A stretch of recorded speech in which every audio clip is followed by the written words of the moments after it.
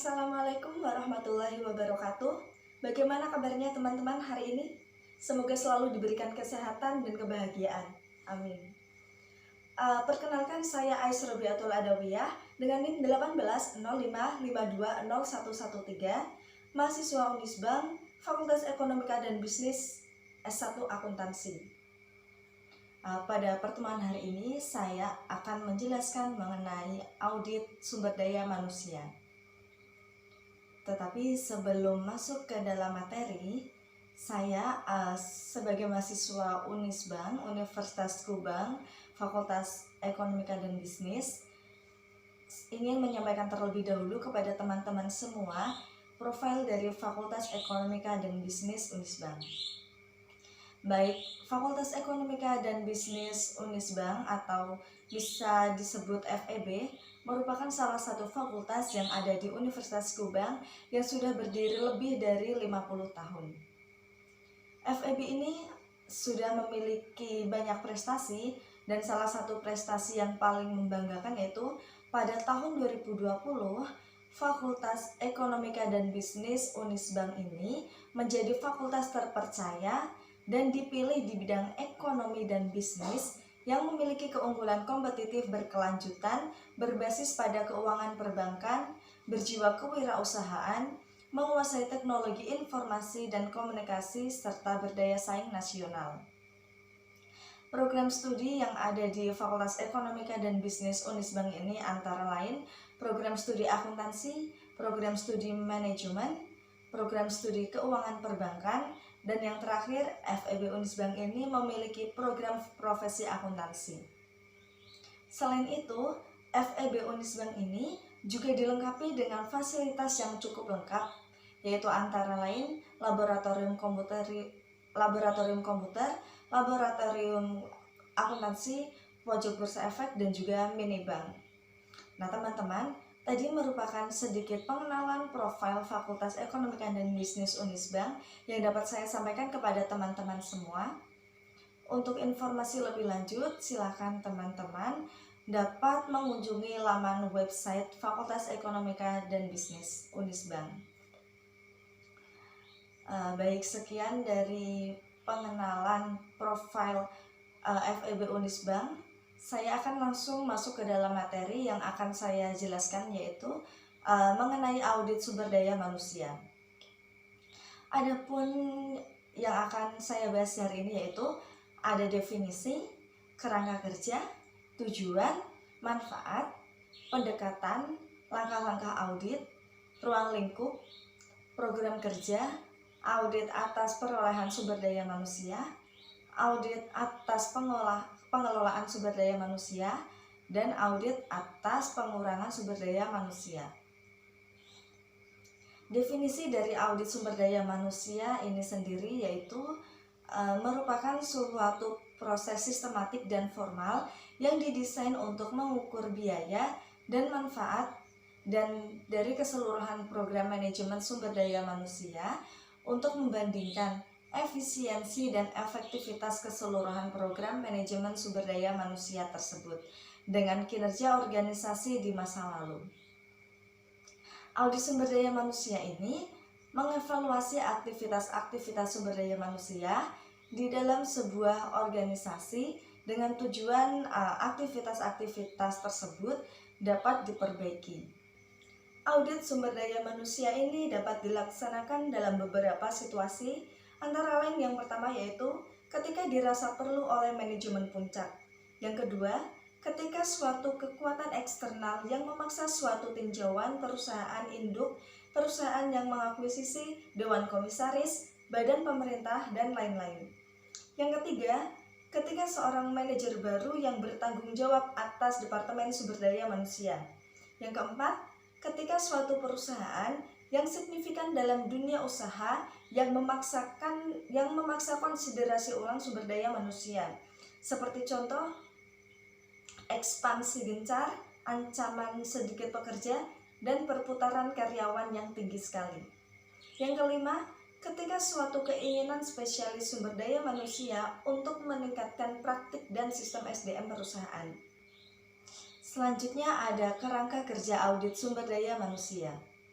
Pada kerangka kerja ini dapat dilihat bahwa tujuan bisnis perusahaan secara keseluruhan dihubungkan dengan pengelolaan sumber daya manusia, antara lain penentuan prioritas, pengelolaan sumber daya manusia, pengembangan strategi sumber daya manusia, dan juga aktivitas program sumber daya manusia harian. Dalam hubungan ini, audit menilai dukungan sumber daya manusia terhadap pencapaian tujuan perusahaan, komitmen perusahaan dalam memberdayakan dan melibatkan sumber daya manusia, serta mengidentifikasi permasalahan yang terjadi dalam hubungan tersebut dan merekomendasikan langkah-langkah perbaikan yang diperlukan. Berdasarkan rekomendasi dari hasil audit ini, perusahaan melakukan perubahan atau perbaikan dan mengevaluasi pengaruh perubahan-perubahan dari hasil audit. Tujuan audit sumber daya manusia. Ada beberapa hal yang ingin dicapai melalui audit sumber daya manusia yang merupakan tujuan dari dilakukannya audit tersebut. Tujuan tersebut antara lain, yang pertama, menilai efektivitas dari fungsi sumber daya manusia. Yang kedua, menilai apakah program atau aktivitas sumber daya manusia telah berjalan secara ekonomis, efektif, dan efisien. Yang ketiga, memastikan ketaatan berbagai program atau aktivitas sumber daya manusia terhadap ketentuan hukum, peraturan, dan kebijakan yang berlaku di perusahaan. Yang keempat yaitu mengidentifikasikan berbagai hal yang masih dapat ditingkatkan terhadap aktivitas sumber daya manusia dalam menunjang kontribusinya terhadap perusahaan. Yang kelima yaitu merumuskan beberapa langkah perbaikan yang tepat untuk meningkatkan ekonomisasi, efisiensi, dan efektivitas berbagai program atau aktivitas sumber daya manusia. Beberapa manfaat dari audit sumber daya manusia yaitu yang pertama ada dapat mengidentifikasi kontribusi dari Departemen Sumber Daya Manusia terhadap organisasi. Yang kedua, meningkatkan citra profesional Departemen Sumber Daya Manusia. Yang ketiga, mendorong tanggung jawab profesionalisme yang lebih tinggi karyawan departemen. 4. Memperjelas tugas-tugas dan tanggung jawab Departemen Sumber Daya Manusia. 5. Merangsang atau mendorong terjadinya keragaman kebijakan dan praktik-praktik sumber daya manusia. Yang keenam, menemukan masalah-masalah kritis dalam bidang sumber daya manusia. 7.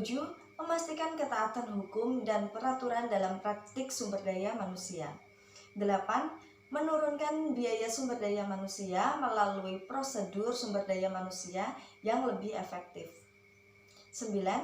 Meningkatkan keinginan untuk berubah dalam Departemen Sumber Daya Manusia. 10. Memberikan evaluasi yang cermat terhadap sistem informasi sumber daya manusia. Selanjutnya ada pendekatan audit sumber daya manusia. Yang pertama yaitu menentukan ketaatan pada hukum dan berbagai peraturan yang berlaku. Ya, audit ini menekankan penilaian bagaimana perusahaan menetapkan berbagai peraturan dan kebijakan yang secara internal berlaku di perusahaan. Apakah telah sesuai dengan aturan dan hukum yang telah ditetapkan pemerintah sebagai pemegang otoritas, dan apakah setiap komponen dalam organisasi menjalankan aktivitasnya sesuai dengan aturan dan kebijakan tersebut. Contohnya yaitu pemerintah menetapkan 8 jam kerja dalam sehari. Selanjutnya dilakukan penilaian terhadap perusahaan, apakah perusahaan telah menetapkan aturan yang sesuai dengan pemerintah, yaitu menetapkan aturan 8 jam kerja karyawan dalam sehari atau belum. Selanjutnya ada pendekatan audit sumber daya manusia yang kedua, yaitu mengukur kesesuaian program dengan tujuan organisasi. Manajer sumber daya manusia sebagai pengendali ini dituntut untuk mampu mengarahkan mengarahkan program-programnya pada berbagai aktivitas yang dapat meningkatkan produktivitas karyawan sesuai dengan kebutuhan perusahaan. Pendekatan audit sumber daya manusia yang ketiga yaitu mengukur kinerja program. Mengukur kinerja program ini berarti menghubungkan aktivitas aktual program sumber daya manusia yang diaudit dengan ukuran-ukuran keberhasilan yang telah ditetapkan sebelumnya. Di samping ukuran-ukuran keberhasilan, penilaian kinerja program juga dihubungkan dengan strategi dan perencanaan yang telah ditetapkan. Selanjutnya ada langkah-langkah audit sumber daya manusia. Langkah-langkah audit sumber daya manusia ada 5. Yang pertama, audit pendahuluan, review terhadap sistem pengendalian manajemen, audit lanjutan, pelaporan, dan tindak lanjut.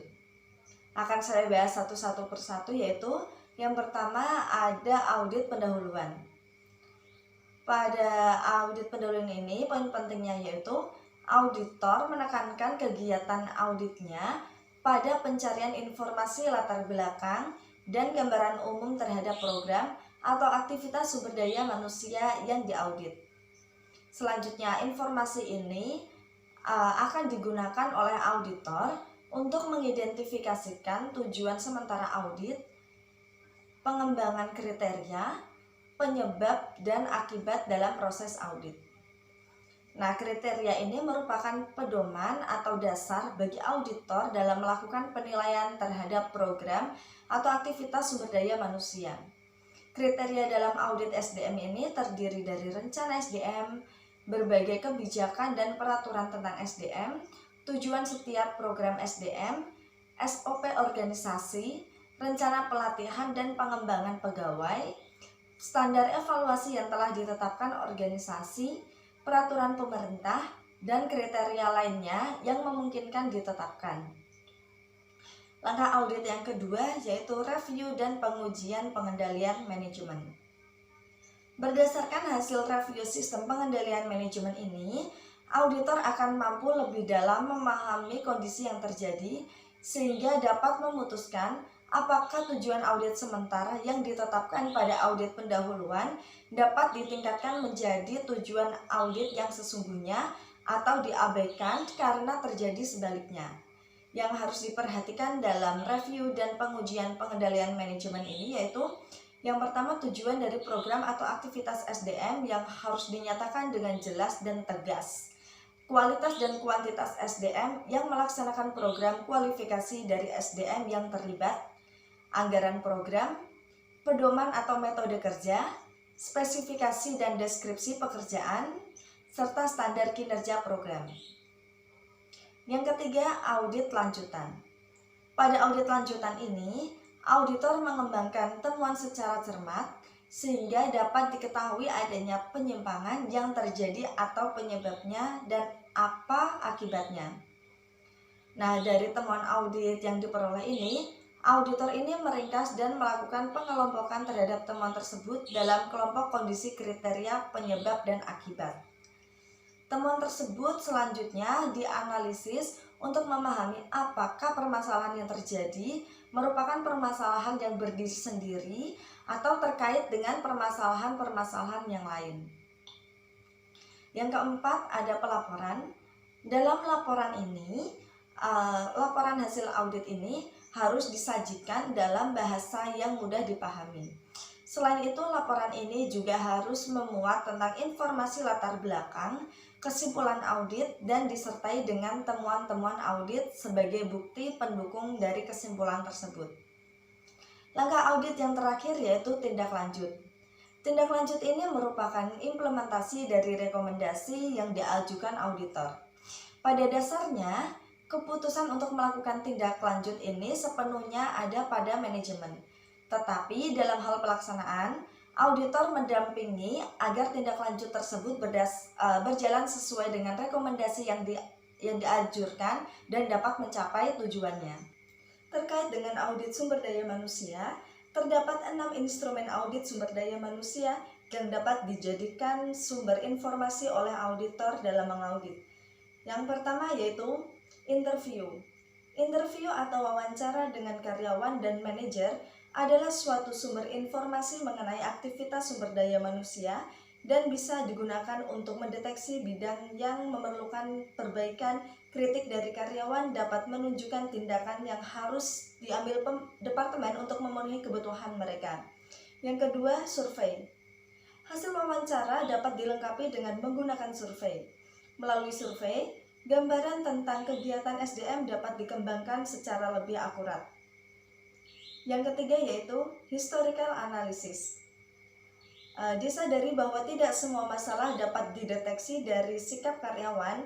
Banyak masalah-masalah kadang lebih mudah ditemukan melalui analisis catatan.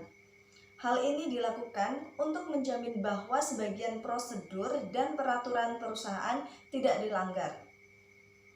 Catatan yang direview antara lain catatan tentang keamanan dan kesehatan karyawan, tingkat absensi dan peraturan, rencana kegiatan yang telah disetujui, memberikan kompensasi, catatan tentang seleksi dan penempatan internal, file karyawan, studi program dan kebijakan di bidang sumber daya manusia, skor tes pendahuluan dan tes akhir, laporan khusus.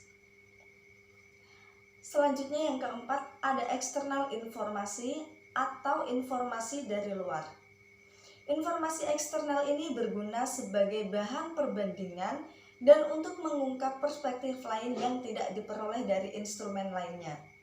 Sumber informasi eksternal dapat berasal dari Departemen Tenaga Kerja, Asosiasi Industri dan Profesional, hasil survei perguruan tinggi dan konsultan, perusahaan-perusahaan sejenis sebagai pesaing, kotak saran, dan serikat pekerja. Yang kelima adalah Human Resource Experiments. Eksperimen yang digunakan terutama adalah eksperimen lapangan yang membandingkan kelompok eksperimental dengan kelompok kendali di bawah kondisi-kondisi realistis. Eksperimen ini digunakan untuk meneliti ketidakhadiran, perputaran karyawan, kepuasan kerja, kompensasi, keselamatan kerja, dan aktivitas-aktivitas lainnya. Dan yang terakhir ada international audit.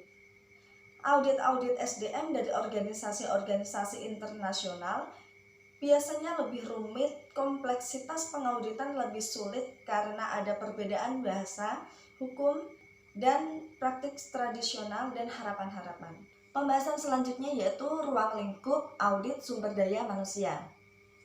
Nah, pada sumber daya manusia ini harus dikelola sebagai mana halnya aset yang dimiliki perusahaan. Jadi, pola pikir pemberdayaan karyawan harus menjadi dasar dalam pengelolaan sumber daya manusia ini. Ruang lingkup audit SDM ini dibagi ke dalam 3 kelompok sesuai dengan administrasi aset tetap pada umumnya, yaitu perolehan, penggunaan, dan penghentian penggunaan sebagai berikut. Yang pertama yaitu rekrutmen atau perolehan sumber daya manusia. Mulai dari awal proses perencanaan kebutuhan sumber daya hingga proses seleksi dan penempatan.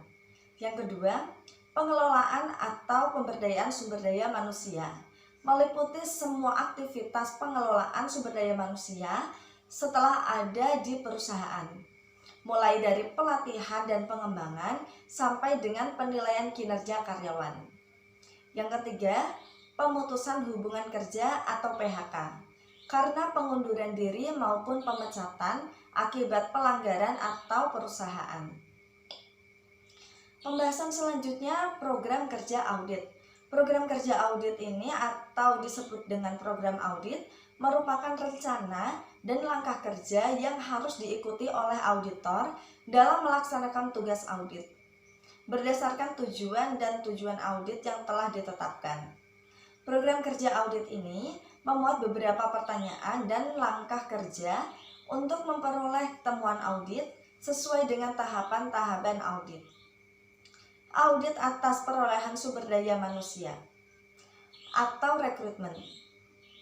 Audit atas perolehan sumber daya manusia ini ada 3, yaitu perencanaan sumber daya manusia, rekrutmen, dan seleksi dan penempatan. Perencanaan sumber daya manusia ini merupakan proses analisis dan identifikasi tentang kebutuhan dan ketersediaan SDM untuk menyelesaikan berbagai bidang tugas dan tanggung jawab yang harus dikelola perusahaan dalam mencapai tujuannya. Tahapan dalam proses ini yaitu diawali dengan mempertimbangkan tujuan dan strategi perusahaan, melakukan penilaian terhadap kondisi SDM internal, dan penilaian kondisi internal SDM oleh analisis hubungan eksternal yang mempengaruhi penawaran tenaga kerja. Dan keseluruhan tahap perencanaan SDM ini menghasilkan suatu rencana SDM meliputi rencana perolehan dan pengelolaan sumber daya manusia serta pemutusan hubungan kerja. Yang kedua, rekrutmen. Rekrutmen ini meliputi upaya pencarian sejumlah calon karyawan yang memenuhi syarat dalam jumlah tertentu sehingga dari mereka perusahaan dapat menyeleksi orang-orang paling tepat untuk mengisi lowongan pekerjaan yang ada. Pelaksana rekrutmen harus mampu mendapatkan SDM dengan cara yang paling ekonomis, efektif, dan efisien. Yang ketiga, ada seleksi dan penempatan. Seleksi merupakan proses mendapatkan dan menggunakan informasi mengenai pelamar kerja untuk menentukan siapa yang seharusnya diterima, menduduki posisi jangka pendek dan atau jangka panjang, sedangkan penempatan berkaitan dengan pencocokan seseorang dengan jabatan yang akan dipegangnya. Seleksi dan penempatan ini bertujuan untuk menempatkan orang yang tepat pada jabatan dan atau pekerjaan yang tepat pula. Proses seleksi yang efektif harus berjalan secara akurat, adil, dan meyakinkan. Selanjutnya, ada program kerja audit atas pengelolaan sumber daya manusia. Pada program kerja audit atas pengelolaan SDM ini ada 6, yaitu yang pertama pelatihan dan pengembangan karyawan, yang kedua perencanaan dan pengembangan karir, yang ketiga penilaian kinerja, yang keempat kompensasi dan balas jasa, yang kelima keselamatan dan kesehatan kerja, yang keenam kepuasan kerja karyawan. Kita akan bahas satu-satu, yaitu yang pertama ada pelatihan dan pengembangan karyawan. Pelatihan dan pengembangan karyawan ini bertujuan untuk meningkatkan kemampuan sumber daya manusia dalam melaksanakan tugas dan tanggung jawabnya, baik saat ini maupun di masa yang akan datang. Pusat perhatian dalam pelatihan dan pengembangan sumber daya manusia ini yaitu bagaimana menjadikan karyawan memahami dan mampu melaksanakan strategi yang telah ditetapkan di perusahaan dalam mencapai tujuannya. Efektivitas dari program pelatihan dan pengembangan dalam mencapai tujuannya dapat dilihat dari beberapa aspek, yaitu validitas pelatihan, transfer ilmu pengetahuan, dan validitas interorganisasional. Contoh dari pelatihan dan pelatihan karyawan ini biasanya pada saat awal diterima di perusahaan, seseorang akan ada program training atau pelatihan terlebih dahulu selama beberapa minggu guna mengetahui atau memahami secara rinci atas tugas-tugas dari pekerjaan yang akan dia lakukan. Selanjutnya, perencanaan dan pengembangan karir. Karir ini merupakan seluruh pekerjaan yang dimiliki atau dilakukan oleh individu selama masa hidupnya. Karir merupakan pola dari pekerjaan yang sangat berhubungan dengan pengalaman dan aktivitas selama masa kerja individu. Tujuan karir ini merupakan posisi di masa depan yang ingin dicapai oleh individu dalam pekerjaannya. Tujuan ini berperan sebagai tolak ukur sepanjang jenjang karir seseorang. Pengembangan karir seseorang karyawan menunjukkan semakin meningkatnya kemampuan karyawan tersebut dalam memegang tugas, wewenang, dan tanggung jawab yang lebih besar dalam pekerjaan. Contoh dari perencanaan dan pengembangan karir itu biasanya ada beberapa perusahaan yang menerapkan sistem jenjang karir. Jadi, misal seseorang tersebut telah bekerja selama beberapa tahun sebagai operator produksi bisa saja orang tersebut akan diangkat menjadi supervisor dalam bagiannya tersebut karena sudah lama bekerja pada bagian produksi sehingga dapat mengetahui karakteristik seluk-beluk terperinci dari pekerjaannya tersebut. Atau bisa juga dengan jenjang karir dengan menunjukkan ijazahnya. Misalkan pada saat melamar pekerjaan, pelamar menggunakan ijazah sekolah menengah atas, dan pada saat bekerja karyawan ini melanjutkan studinya. Jadi saat studinya selesai dan mendapatkan ijazah, bisa mengajukan jenjang karir dengan melampirkan ijazah yang telah diterimanya dari studinya yang telah dilanjutkan. Selanjutnya pada penilaian kinerja. Penilaian kinerja karyawan ini menghubungkan kinerja karyawan dalam melaksanakan tugas dan tanggung jawabnya dengan standar atau ukuran keberhasilan yang telah ditetapkan sebelumnya untuk tugas dan tanggung jawab tersebut. Tujuan penilaian kinerja ini dibedakan menjadi yaitu tujuan yang berorientasi pada masa lalu dan tujuan penilaian yang berorientasi masa depan. Penilaian kinerja yang berorientasi masa lalu ditunjukkan untuk mengendalikan perilaku karyawan dan menggunakannya untuk memberikan ganjaran atau dukungan, mengambil keputusan untuk kenaikan gaji atau promosi, serta menempatkan karyawan di posisi yang sesuai agar dapat melaksanakan pekerjaan tersebut. Sedangkan untuk yang berorientasi masa depan memiliki beberapa tujuan, yaitu yang pertama, membantu karyawan memahami peran dan posisinya dalam perusahaan. Yang kedua, membantu karyawan mengerti kekuatan dan kelemahannya. Yang ketiga, meningkatkan rasa kebersamaan antara karyawan dan supervisor. Yang keempat, yaitu membantu karyawan meningkatkan perilaku dan kualitas bagi posisi yang lebih tinggi. Dan yang terakhir, yaitu menyediakan data karyawan secara berkala untuk pengambilan keputusan di bidang SDM.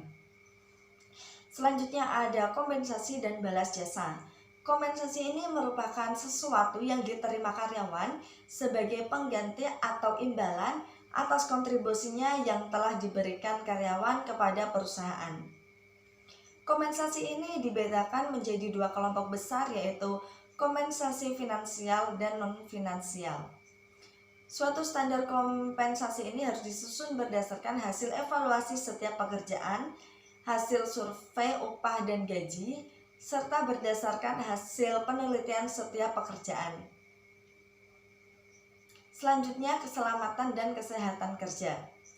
Keselamatan dan kesehatan kerja ini mengacu pada kondisi fisiologi, fisik, dan psikologis karyawan yang telah diakibatkan oleh lingkungan dan fasilitas kerja yang disediakan perusahaan. Gangguan keselamatan dan kesehatan kerja berupa kecelakaan kerja, penyakit akibat pekerjaan, kehidupan kerja yang berkualitas rendah, stres pekerjaan, dan kelelahan kerja. Perusahaan ini dapat menjalankan beberapa program kesehatan kerja secara terintegrasi agar dapat menekan kecelakaan dan sakitnya karyawan dalam bekerja. Program-program tersebut meliputi yang pertama, pemantauan tingkat keselamatan dan kesehatan kerja. Yang kedua, mengendalikan stres dan kelelahan kerja. Yang ketiga, mengembangkan kebijakan kesehatan kerja. Yang keempat, menciptakan program kebugaran. Selanjutnya yang terakhir, yaitu pada program kerja audit atas pengelolaan sumber daya manusia, yaitu kepuasan kerja karyawan. Setiap individu ini memiliki tingkat kepuasan yang berbeda-beda sesuai dengan sistem nilai yang berlaku pada dirinya sendiri. Semakin tinggi penilaian terhadap kegiatan dirasakan sesuai dengan keinginan individu, maka semakin tinggi pula kepuasannya terhadap kegiatan tersebut. Jadi kepuasan kerja merupakan gambaran evaluasi seseorang atas perasaan sikap yang senang atau tidak senang, puas atau tidak puas dalam bekerja. Teori-teori kepuasan kerja. Menurut IBK Bayangkara tahun 2009 menyebutkan ada beberapa teori kepuasan kerja yang cukup dikenal, antara lain yaitu Yang pertama, teori ketidakpuasan. Teori ini mengukur kepuasan kerja seseorang menghitung selisih antara sesuatu yang seharusnya terjadi dengan kenyataan yang dirasakan karyawan. Teori ketidakpuasan ini terjadi apabila diperoleh karyawan yang lebih besar daripada seharusnya, sehingga memberi kepuasan yang lebih besar pada karyawan tersebut. Sedangkan teori ketidakpuasan negatif ini jika terjadi sebaliknya. Yang kedua, ada teori keadilan atau equity theory. Teori ini mengatakan bahwa kepuasan tergantung dari ada atau tidaknya keadilan di dalam bekerja. Berdasarkan teori ini, kepuasan dipengaruhi oleh input atau sesuatu yang mendukung pekerjaan seperti pendidikan, pengalaman, kecakapan, dan sebagainya.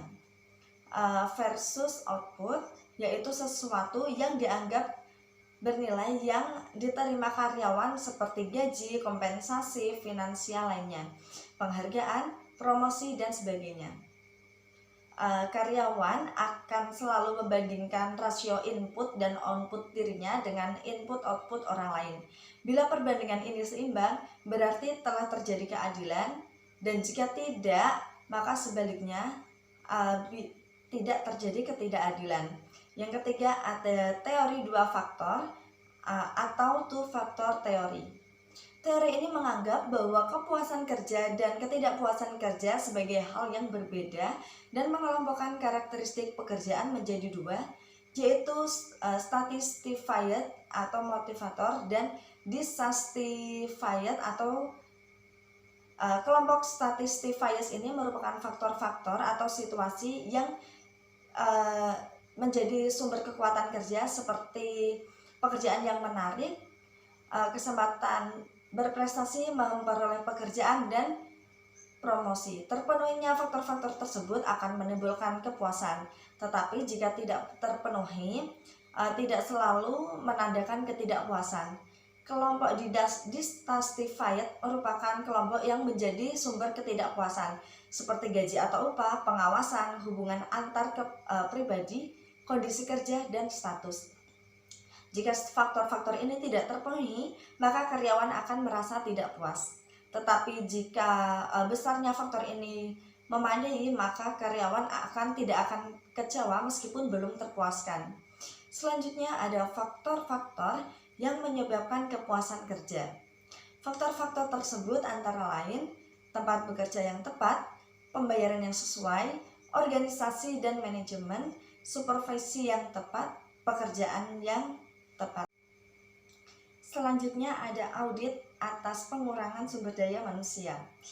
Pengurangan tenaga kerja ini merupakan keputusan yang tidak berdiri sendiri atau bisa dikatakan dipengaruhi oleh faktor-faktor lain. Berbagai kepentingan perusahaan harus diselamatkan agar perusahaan bisa bertahan hidup atau survive dan ikut bermain dalam persaingan yang sangat tinggi intensitasnya. Undang-Undang Nomor 3 Tahun 2003 Pasal 158 sampai 167 mengatur tentang dalam hal apa perusahaan dapat melakukan PHK. Dan beberapa perusahaan dapat melakukan PHK dengan alasan-alasan antara lain. Yang pertama, tenaga kerja melakukan pelanggaran berat. Yang kedua, tenaga kerja melakukan tindakan pidana. Yang ketiga, tenaga kerja melakukan pelanggaran terhadap perjanjian kerja bersama. Biasanya perjanjian kerja bersama ini sudah ada pada saat rekrutmen. Awal rekrutmen sebelum masuk itu biasanya sudah ada tanda tangan kontrak yang di dalamnya terdapat perjanjian kerja bersama. Selanjutnya yang keempat, ada tenaga kerja mengundurkan diri secara sukarela. Yang kelima, perusahaan tutup. Yang keenam, perubahan kepemilikan perusahaan dan tenaga kerja tidak bersedia melanjutkan hubungan kerja. Yang ketujuh, perusahaan selama 5 hari kerja berturut-turut tanpa keterangan tertulis. Maaf, bukan perusahaan, tetapi yang saya maksud yaitu karyawan. Karyawan mangkir selama 5 hari berturut-turut tanpa keterangan tertulis. pada saat ini biasanya dari pihak perusahaan sudah memberikan surat peringatan, tetapi tidak diindahkan oleh karyawan dan tetap mangkir selama 5 hari berturut-turut. Yang kedelapan, ada perusahaan pilot atau bangkrut.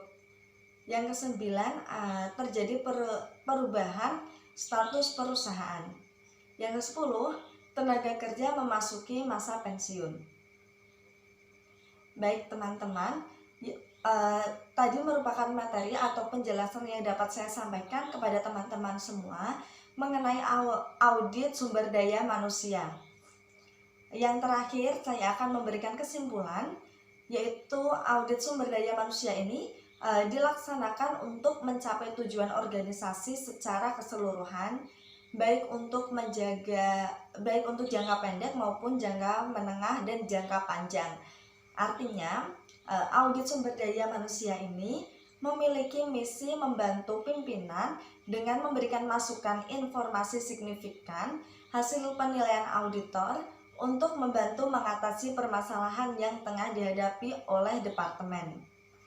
Hasil audit SDM ini dapat menjadi masukan berharga untuk referensi dalam membuat keputusan atau mengambil kebijakan tentang sumber daya manusia, sehingga pengelolaan sumber daya manusia dapat lebih sesuai dengan perencanaan organisasi jangka panjang. Baik teman-teman, sudah berada di akhir presentasi, yaitu saya sudah menyampaikan materi dan juga kesimpulan. Sebelum saya mengakhiri presentasi kali ini, saya ingin membagikan kalimat atau quotes yang menurut saya positif dan saya pribadi juga sangat menyukainya. Quotes tersebut yaitu "Good things come to those who work for it". Jadi teman-teman, mari kita semua semangat dalam meraih impian kita, bekerja keras dalam meraih impian kita, apa yang kita cita-citakan, karena sesuatu yang baik itu datang kepada mereka yang bekerja keras atau yang melakukannya, bukan kepada mereka yang hanya duduk diam diri dan menunggu sesuatu yang baik itu datang. Tidak akan pernah datang jika hanya duduk dan menunggu. Mari bekerja keras teman-teman, semangat. Jadi teman-teman, itu merupakan quotes yang dapat saya sampaikan. Semoga dapat menjadi motivasi untuk teman-teman semua dan saya pribadi.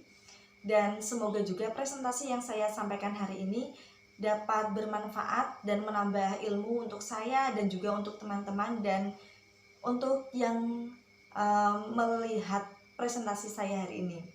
Terima kasih atas atensinya. Saya pamit undur diri. Mohon maaf apabila ada kekurangan dan kesalahan kata. Wabillahi taufiq wal hidayah. Wassalamualaikum warahmatullahi wabarakatuh.